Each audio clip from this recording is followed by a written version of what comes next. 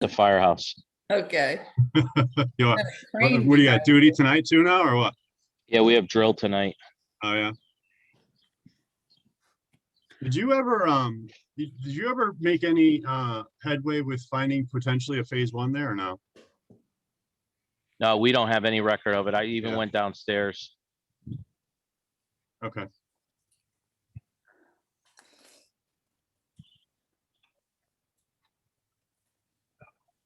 Got a couple more minutes.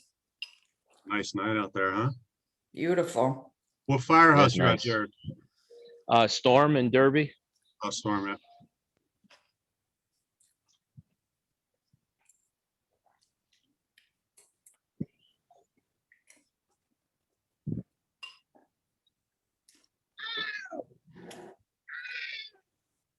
Jared, what is that?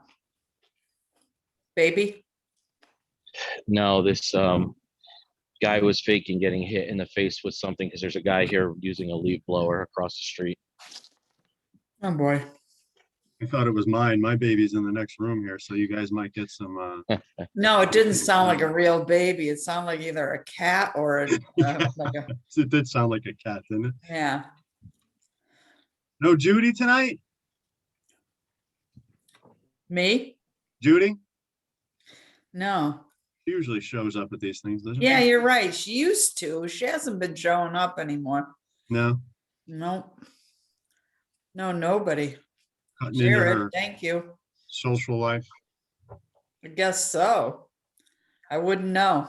I wouldn't know anything about it.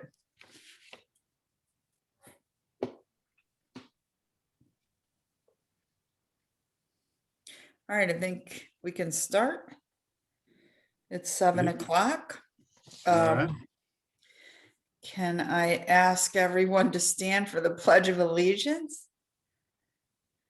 I pledge allegiance to the flag of the United States of America and to the republic for which it stands, one nation, under God, indivisible, with liberty and justice for all. Thanks. All right. Okay, well, tonight's public hearing is about the Connecticut's Community Development Block Grant, or CDBG, also known as the Small Cities Program, which is funded by the U.S. Department of Housing and Urban Development.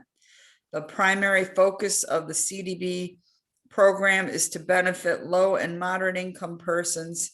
This program is only available in Connecticut, towns and cities with populations of less than 50,000. As you know, Ansonia has 19,000 people. All other communities are considered entitlement communities, 50,000 population and above, and get a lump sum block grant accordingly, formula-based.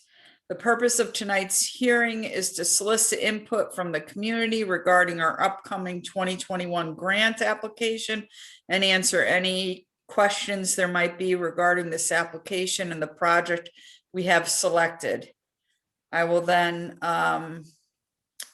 now introduce Tom Foley, who is our consultant for this year. He's our consultant currently and has been awarded consultant for the 2021 round of applications. And Tom's going to give an update on where we stand with last year's grant, which was awarded for housing rehabilitation in the amount of $400,000. Tom? So our grant last year, obviously, thanks Sheila, was for a $400,000 housing rehabilitation program.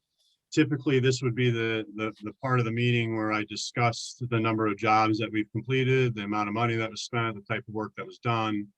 Unfortunately, due to the fact that the assistance agreements were delivered by the state in late, the program has pretty much been at a standstill. So, but you know, I believe in part it was due to the epidemic, but also from our last meeting, we find out too that there were Section 3 requirement changes to the assistance agreement, so that delayed things also. But the good news is that we have all the documents from the state. So once signed by the commissioners, we should be ready to start some projects. We have a long list of applicants that have submitted application. And as always, we'll treat those individuals as first come, first served. I'd ask anybody who's still interested in submitting an application that they do so, because usually there's always individuals that change their mind about entering the program once they've filled out an application, but also individuals that just don't qualify. So as I said, the grant was awarded for $400,000. We hope to serve 12 to 15 residents, depending on the size of the job. Projects now are capped at 35,000 for single family homes and 50,000 for multifamily units. Some of the typical projects that will fund are furnace replacements, roof, window replacement, code upgrades, as well as ADA accessibility modifications. So that's about it. If there are any questions from anyone, I'll do my best. So John Maloney has joined us. Is John or Jared, does anyone have any questions for Tom? Hey, Okay, John. he's muted. No, I don't have Oh, any. this You're is good? Jared. Hey, Jared. Okay, Just here to, you, no questions. all right. I'm going to talk a little bit about the upcoming application. So for We'll fiscal, close this meeting, right? Portion of it, Sheila? We're I'm closed. and sorry, we'll yes, open a new one. close this portion of the meeting and then reopen to talk about the 2021 to 2022 application round. If anybody, no one has anything to add for the last application round. So for fiscal year 2021, or Tom, do you want me to go through everything again or just? I think just a little bit about the project probably, right? Yep. Yep. State has approximately $8 million to fund projects. This year's grant will be due on June 18th. And the Department of Housing's focus is on public housing modernization projects of state-sponsored housing stock or portfolio and infrastructure upgrades to support affordable housing. Our application for 2021 will request funds for the James J. O'Donnell facility on 63 Woodlawn Avenue. The building was constructed in, maybe Jared knows, but sometime in the 1970s and has 40 units. 1974. 1974, and hasn't seen too many renovations along the way. Since its construction, the upgrade and improvements have been very limited, right?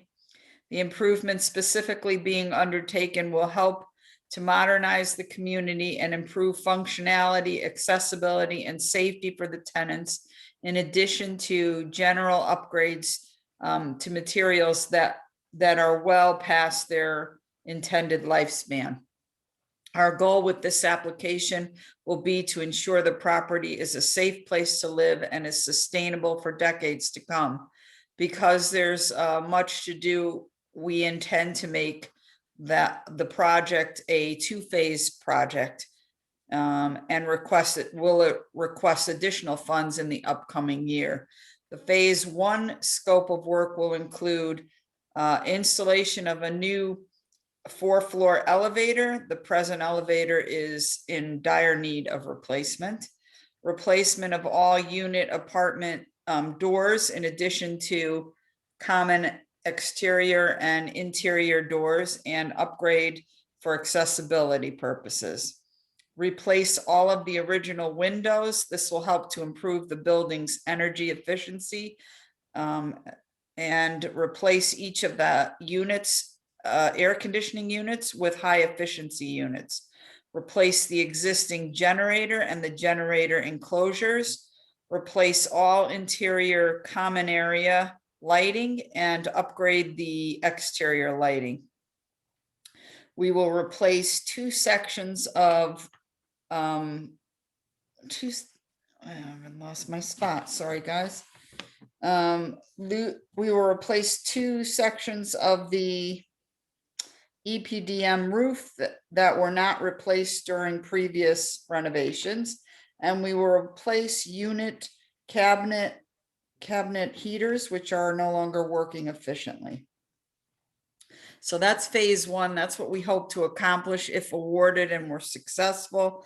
Phase 2 scope of work will include upgrading 12 units to the fully ADA accessible units, including kitchen and bathroom renovations, site improvements, which will include replacement of walkways, stairs, and railings, and repair of a retaining wall on the rest of the property, and expansion of the driveway at this location.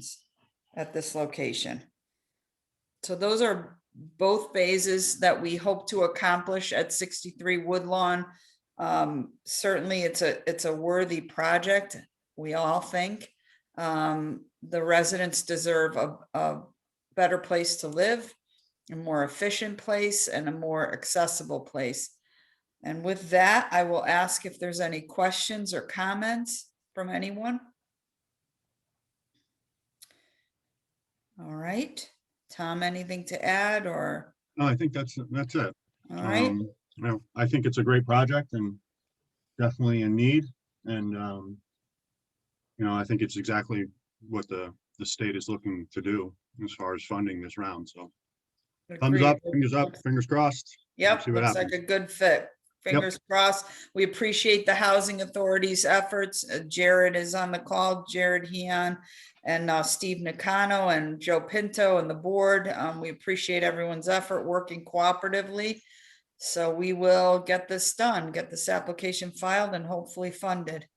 Thank you, everybody, for your time. Appreciate it. Sheila, Thanks,